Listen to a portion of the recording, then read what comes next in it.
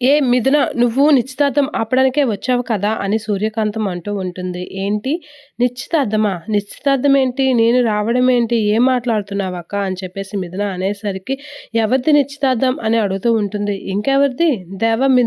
దేవ భాను వాళ్ళ నిశ్చితార్థం జరుగుతుంది. అది ఆపడానికే వచ్చుంటావు నువ్వు అని గట్టిగా అంటూ ఉంటుంది సూర్యకాంతం. అలా అనేసరికి మిథున అయితే షాక్ అవుతూ ఉంటుంది.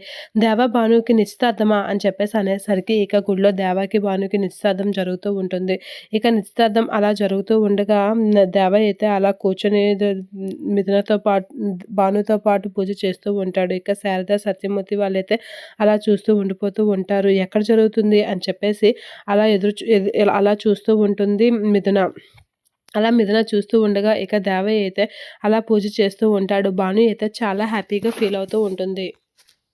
దేవతో తనకి నిశ్చితార్థం అయినందుకు భాను చాలా హ్యాపీగా ఫీల్ అవుతూ పూజ అయితే చేస్తూ ఉంటుంది. ఇక దేవ అయితే వాళ్ళ నాన్న చెప్పినట్లుగా నిశ్చితార్థంలో కూర్చొని చేస్తూ ఉంటాడు. అది చూసి మిథున షాక్ అవుతూ ఉంటుంది. ఏంటి సూర్యకాంతం అక్క చెప్పింది నిజమే, దేవాకి భానుకి నిశ్చితార్థం జరుగుతుంది ఇక్కడ అని షాక్ అవుతూ ఉంటుంది మిథున. ఇక దేవాని భావనను చూసి షాక్లో అలా చూస్తూ చాలా బాధపడుతూ ఉంటుంది. నిజంగా దేవ నన్ను వదిలించుకోవాలని చూస్తున్నాడా, భానుని పెళ్లి చేసుకుంటున్నాడా అనైతే అలా చూస్తూ ఉంటుంది. ఇక అది చూసి మిథున అయితే అలా చాలా బాధపడుతూ ఏడుస్తూ ఉంటుంది.